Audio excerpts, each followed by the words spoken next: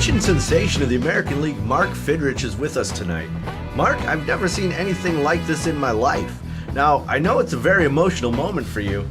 Hell yeah.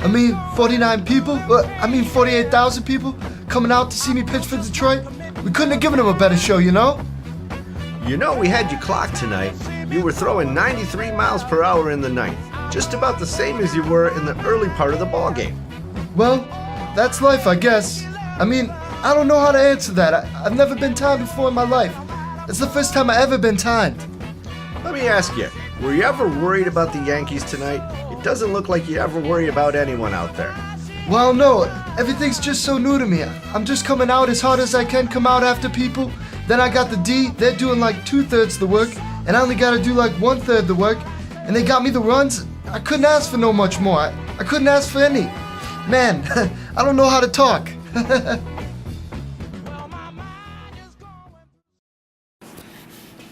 My name is Mark Fidrich. I'm from Northborough, Massachusetts, and I'm a pitcher.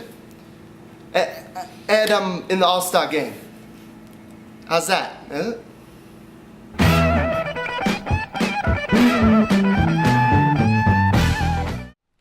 Now let's check in on the gang from Somebody Cards. What the hell was that? I don't know. Oh, hi. My name's Bob McAdoo. But everyone calls him Gramps. Please stop. That's unnerving. Sorry. So, yeah, everybody calls me Gramps. And by everybody, I mean these guys. My grandkids. I'm Ryan. This is my sister Chuck. Actually, it's Charlie. What my brother Ryan doesn't realize is he's being a real douche.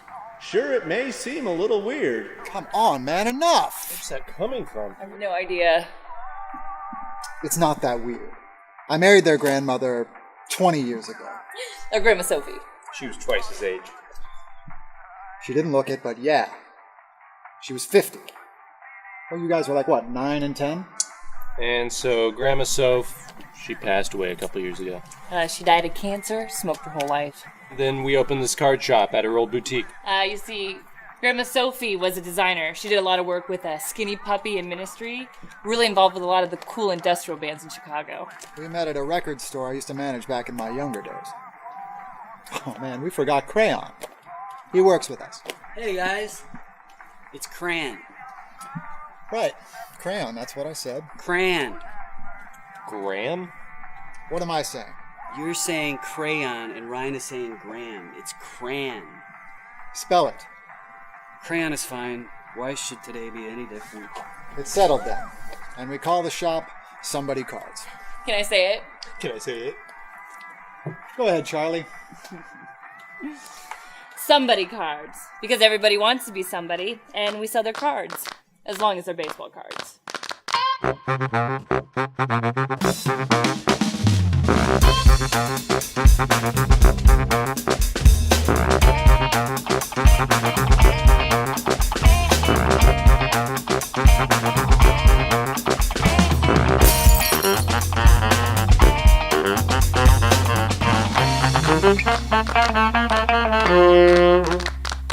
What the hell was that all about? What, is this some sort of show? Are we getting paid? Gramps, are you holding out on us? Wait, you mean people are watching our every move? Like the time that we cashed out those sweepstakes checks and then had to fake our own death? Oh no. Oh yeah, you guys are gonna pay for that one day. Oh wait, okay. What about that time that you went to your cousin's bachelorette party and stumbled into that titty bar? That was a weird night. Yeah, and you told those strippers you were like an Irish soccer player here to try out for the Chicago Fire. What was your brilliant alias? Davis McNulty. I was binge watching The Wire at the time. Well, at least you changed the first name. Yeah, and that guy totally thought you were Irish, and he tried to recruit you for the Sinn Féin. It was terrifying. What about that brilliant marketing bonanza you had, that commercial jingle studio? What was it? Jingle Shack? Jingle Jungle. Or Pizzazz Hut. Oh. And it totally would have worked, too, if it wasn't for Gramps and Aubrey Thatchell. I really thought his talents would have translated more for a commercial for the store, but he was difficult to work with. Difficult. The man who made borderline offensive limericks about dogs with hats on. Raspberry, the Terrier, and a raspberry beret. You thought he was a children's author. Did you end up reading any of his stuff? A fee-fi-fo-fum I did stammer while slamming my ties with the Kelsey Grammer. He played Frasier on Cheers for 40-some years, then pledged oath to the sickle and hammer. I don't recall that one. Yeah, you must have skimmed over that. Speaking of skimming, I didn't read much Shakespeare, but what was the deal with that Cubs pitcher from Edinburgh? Oh yeah, Dave Macbeth, the Scottish player. Yeah, and he had those 3 drunk trixies walking around talking about nobody could beat him. At least until Kerry Wood and his wife left town. Oh my god, that was so weird. Dude, Ryan, do you remember those weird nightmares that you had? About the apocalypse and zombies and Footloose? And then Cran was in it, and he was this depressed, transgendered secretary. I don't want to talk about that. I think we should talk about that one some more. Well, what about that time we broke into the mayor's house and stole the Honus Wagner card? That was pretty crazy. That was epic, and your mom drove the getaway car because Ryan over here was on a date with some lady friend. Or you got that restaurant with her investors. Geez, she was trying to get that French-Japanese fusion fish restaurant going. For whatever reason, Ryan, I can't remember the name right now. I forget. Oh, come on. You remember the name of that restaurant? Poisson Sushi. It was a bad name. Do you remember when we used that time machine to help the Cubs win the World Series? That could have gone better.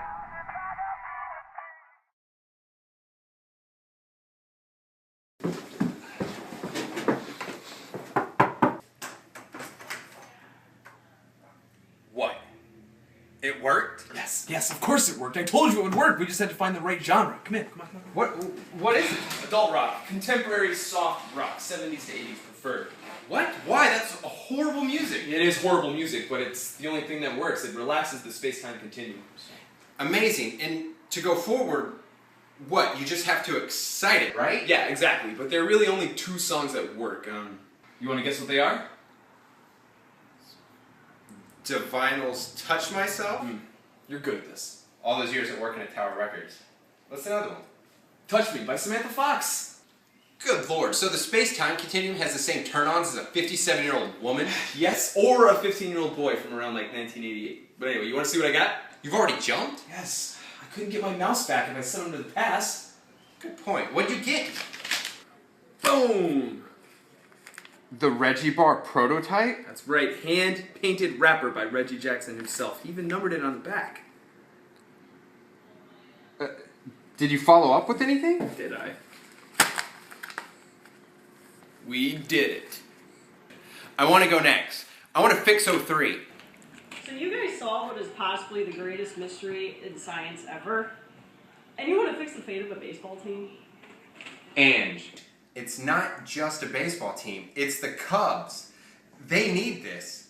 I need this. We need this. Do you know how many people we could help by doing this? Literally tens, if not hundreds. Why don't you go win the Powerball or go back and save JFK? I mean, seriously. Absolutely not. JFK would be great. But haven't you guys ever seen Butterfly Effect? Yeah, he's got a point. Seriously, guys, if you say JFK, maybe Vietnam ends. And then think of the thousands of people who wouldn't have died. Come on. Yeah. We can do whatever we want, whenever we want with this thing. I'm going to 2003 to get the Cubs in the World Series. I already know what I'm going to do to Bartman. What if the key is not Bartman? What if it's Moises Alou? Bartman is the key. He's got to be. Send me back.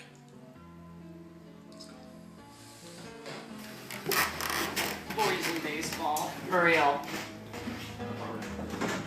Once in your life, find someone who turns your heart around, and next thing you know, you're closing down the town. Wake up and it's... Wait, that's it? Yeah, she'll be back in a second.